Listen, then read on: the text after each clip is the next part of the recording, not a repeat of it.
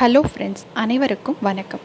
இன்றைக்கி நம்ம பார்க்க இருக்கிற சிறப்பு பதிவு நம்முடைய முருகப்பெருமானின் ஆற்றல் வாய்ந்த மந்திரங்களை பற்றி தான் நம்ம பார்க்க போகிறோம். கூப்பிட்ட குரலுக்கு ஓடி வந்து கண்முன்னே நிற்கக்கூடிய சுப்பிரமணிய சுவாமி நம்முடைய உடம்பில் இருக்கக்கூடிய நோய்களையும் தீராத வலிகளையும் நம்ம மனதால் ஏற்படக்கூடிய கஷ்டங்களையும் நீக்கக்கூடிய எளிய மந்திரங்களை நம்ம இந்த பதிவில் படித்து தெரிஞ்சுக்கலாம். நீங்கள் இதுதான் நம்ம சேனலுக்கு ஃபஸ்ட் டைம் விசிட் பண்ணுறீங்க அப்படின்னா மறக்காமல் நம்ம சேனலை சப்ஸ்கிரைப் பண்ணி சப்போர்ட் பண்ணுங்கள். இப்போ வாங்க நம்ம வீடியோக்குள்ளே போகலாம்.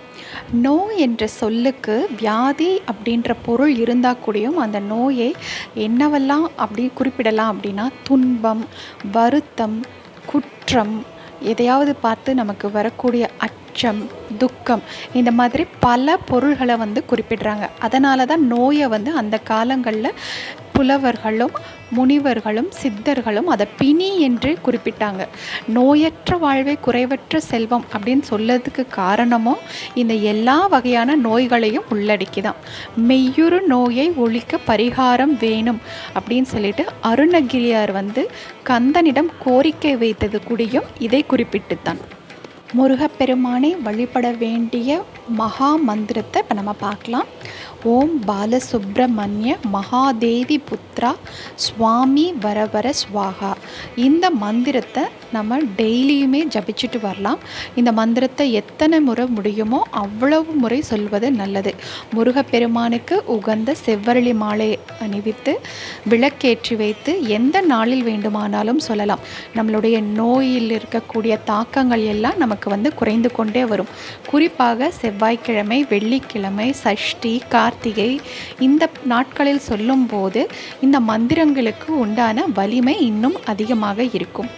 அசுரர்களையே வதம் செய்த முருகப்பெருமான், குழந்தை பாக்கியத்தை அருளக்கூடிய முருகப்பெருமான் நம்முடைய நோய்களையெல்லாம் தீர்க்கக்கூடிய வல்லமை கொண்டவர்.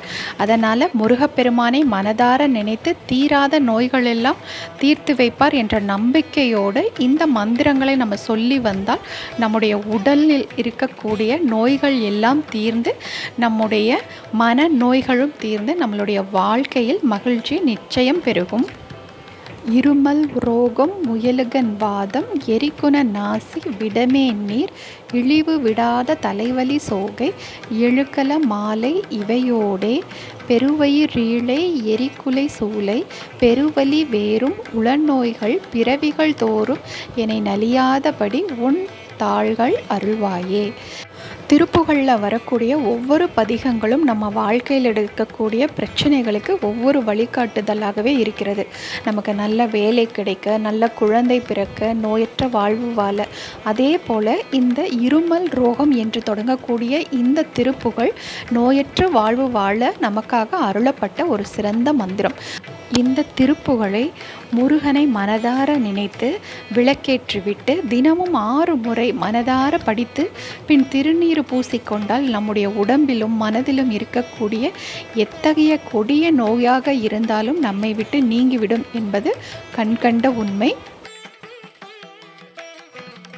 வாழ்க்கையில் மங்களகரமான யோகங்களும் வீடு மனை அமையக்கூடிய வாய்ப்பும் நல்ல உயர்ந்த வாழ்க்கையும் நமக்கு நிச்சயம் கிடைக்கும்.